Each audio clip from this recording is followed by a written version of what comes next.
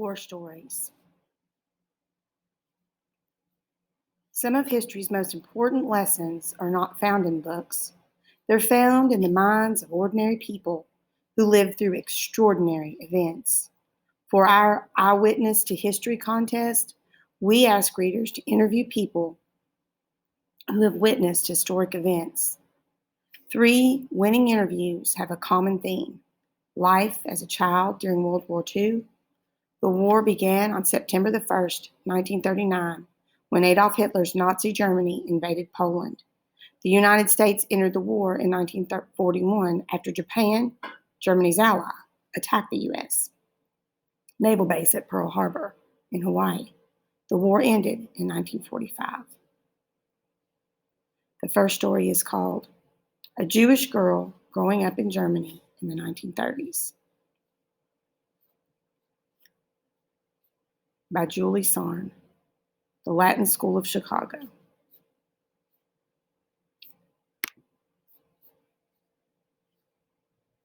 Hitler hoped to conquer all of Europe, and he wanted to be free of Jews and others he deemed inferior. The Nazis killed more than 6 million Jews in the Holocaust. Julie Sarn's Oma, German for grandmother, managed to escape. Question: how was your childhood? Answer: I grew up in a large house.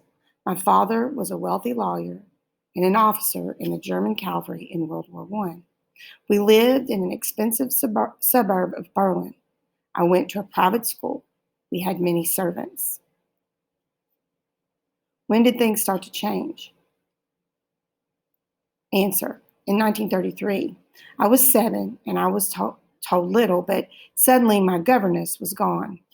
My father's clients were threatened, so he lost income. Question: what happened at school? Answer: my girlfriend stopped playing with me. Boys taunted me and chased me when I walked home. I learned to be afraid. What happened to your house? One day, the Gestapo, secret police of Nazi Germany, came and told us to leave our house, where we had lived for 20 years. We moved into a small apartment with my aunt. Question: what else happened? The government closed all but 2 Jewish schools. We couldn't go to movie theaters, restaurants, or public parks, which had signs that said, "No Jews allowed." We were allowed to shop 1 hour a day. Our ration cards had a big J on them, and we couldn't buy everything the Germans could. We could only buy meat on the black market. Guys, that means illegally. Once I bought chocolate when a clerk made a mistake. I later found out my father got in trouble for this. Question: what do you remember about Kristallnacht? Kristallnacht.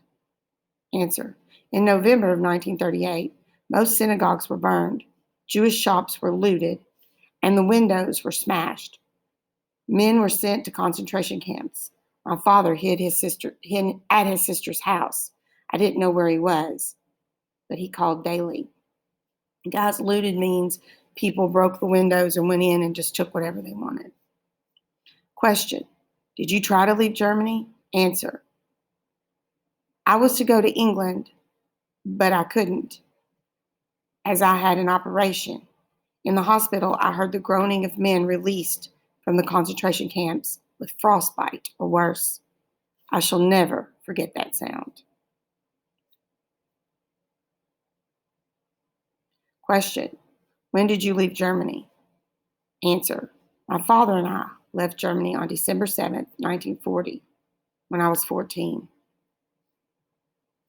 My father wore his Iron Cross, the highest German Medal of Honor, but a Gestapo man ripped it off. I know that hurt my dad, but he kept his cool. We took the Trans-Siberian Railroad across Russia and a ship to Japan. Most countries, including the United States, wouldn't let Jewish refugees in. We went to Shanghai, China, one of the only places you could go without papers. Nearly 30,000 Jewish refugees entered Shanghai, more than were taken in by the United States, which set a quota to limit the number of Jewish immigrants. I was finally able to leave China in 1948 and came by boat to San Francisco. Question: What happened to your parents? Answer. In China, we learned that my mother had died in Germany. My father was on the Polish quota and had to wait longer. I never saw him again. He died at sea. The London Blitz in World War II by Claire Curtis. Shahaka Middle School, New Milford, Connecticut. Claire Curtis's grandfather was 9 years old during the 1940 Battle of Britain, when Germany launched a huge air attack on England. The 8-month onslaught, which means fight or battle, was known as the Blitz, from the German term Blitzkrieg, which means lightning war. The German Air Force dropped 18,000 tons of bombs, killing more than 43,000 people.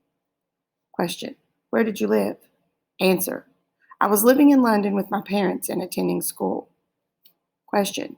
Where did you go when the bombing began? Answer. It depended on where we were when the air raid siren sounded. Sometimes we went to the public air raid shelter, sometimes to the basement of the theater, sometimes to the subway. At night, we would go to our own basement and sleep there. We slept there for weeks. My mother, while insisting that my father and I go to the basement, would sleep in the bedroom. She found it claustrophobic down there. What went through your mind? Answer. Being so young, I wasn't particularly afraid. I did anticipate the possibility of being able to gather some shrapnel from the bombs and shells from anti-aircraft guns in the morning to add to my collection. Guys, shrapnel is pieces of metal.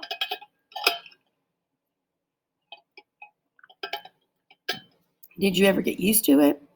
Answer. It became a way of life, lasting 57 continuous days. Guys, that's 2 months.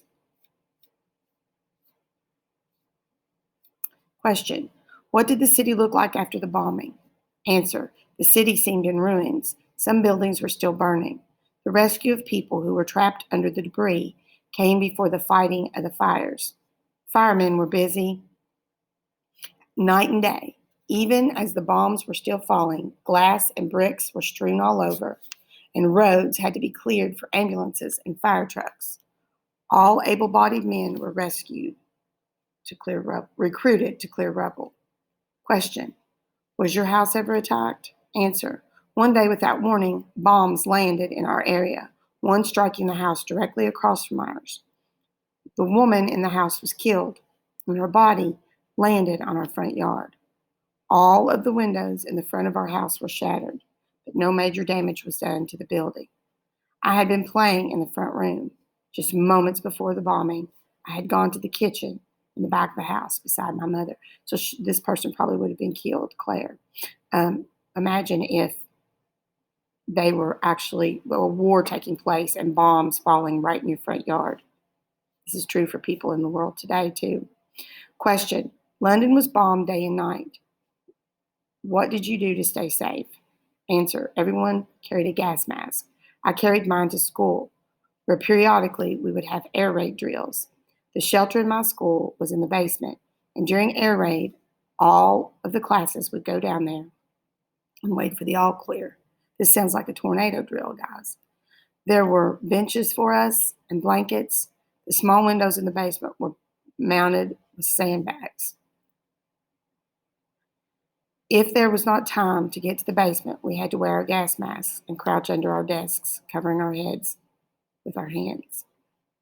It was mandatory for all the windows to be curtained with blackout material so that not a chink of light could show and alert the enemy to habitation. That means alert the enemy that you were there. Air raid wardens patrolled the streets looking for exposed light. After the bomb hit so close to home, my parents decided they could take no more chances, and we moved to Scotland beside my grandfather for safety. We remained there for the duration of the war. When the war ended, the country was jubilant. That means happy. Church bells rang. Street lights were turned on again, and there was dancing in the streets. Germany in World War II by Jamie Lytle, South Park Middle School, South Park, PA. Life in Germany wasn't easy during the war. Even the people who weren't Jewish Hetty Gaetano, Jamie Lytle's grandmother, recalls how her home near Munich was bombed 3 times by Allied forces. That's the United States, the United Kingdom, which is England, the Soviet Union, and China were known as allies. Question: what was life like during World War II? Answer: it was sometimes scary. School was often canceled. But if there was an air attack during school, you had to stay at school. There was little food. Times when you did not have a home. Most families were without fathers because they were fighting in the war. Most kids only had one pair of shoes. So, guys, not only did Hitler's attempt to take over the world and destroy Jews affect those people, but it affected the German people as well. So that's why you got to be careful when you talk about it to call them Nazis and not Germans, because most Germans weren't in agreement with what Hitler was doing. Question: how old were you when your house was bombed?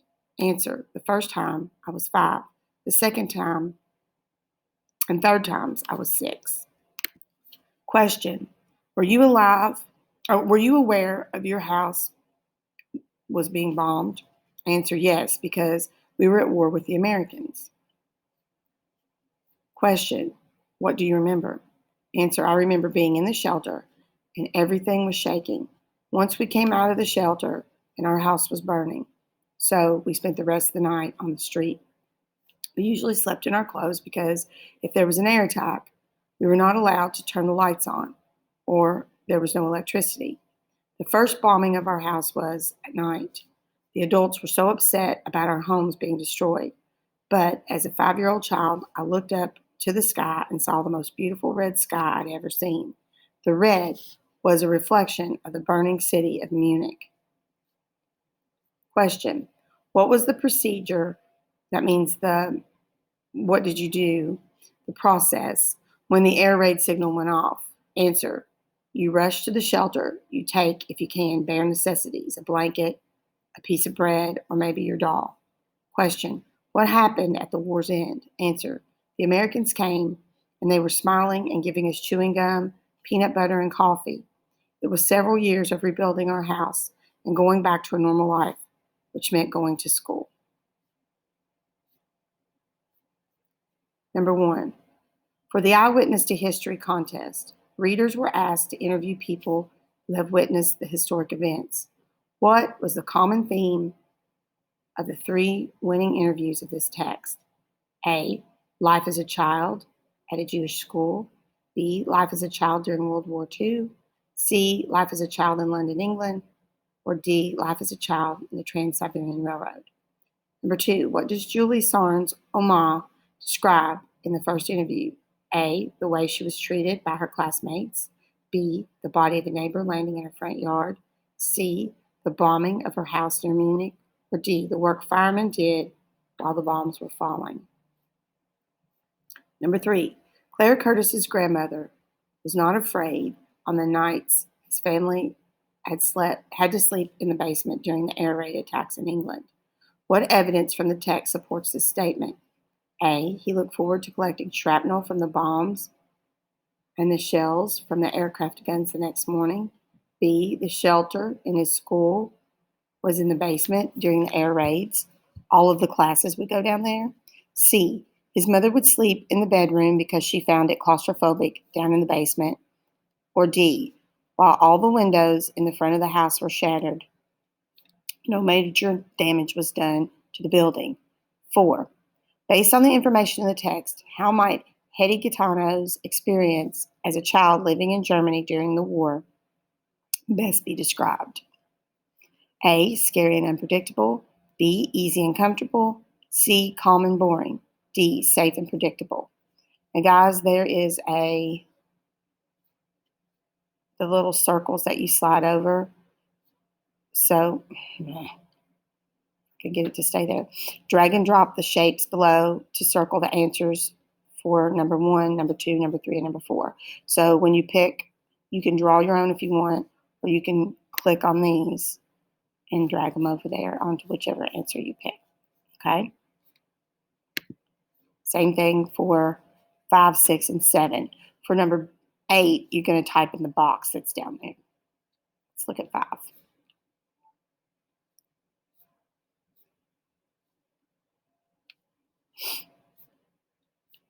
What is this text mostly about? A, the burning of synagogues in Germany during Kristallnacht. B, the lives of 3 children during World War II. C, Claire Curtis's grandfather moving to Scotland during World War II. Or D, the United States entering the war after the attack on Pearl Harbor. Guys, so what is the main idea? What is this text, all of that we read, mostly about? 6, read these sentences from the text. Hitler hoped to conquer all of Europe, and he wanted to be free of Jews and other people he deemed inferior. That means less, not as good. The Nazis killed more than 6 million Jews in the Holocaust. What does this phrase, to be free of, mean here? A, to not have. B, to cost nothing for. C, to be ruled by. Or D, to be easy for. Number 7, read this sentence from the text. Life in Germany wasn't easy during the war, even the people who weren't Jewish. What word could replace the word even without changing the meaning of the sentence? Except for A, B especially, C including, D specifically. Number 8, and this is where you type the answer in the text box, guys. Who were the 3 people interviewed in the text? So you just click in it, and there's your cursor so you can type. Go back, use the article itself to help you answer the questions.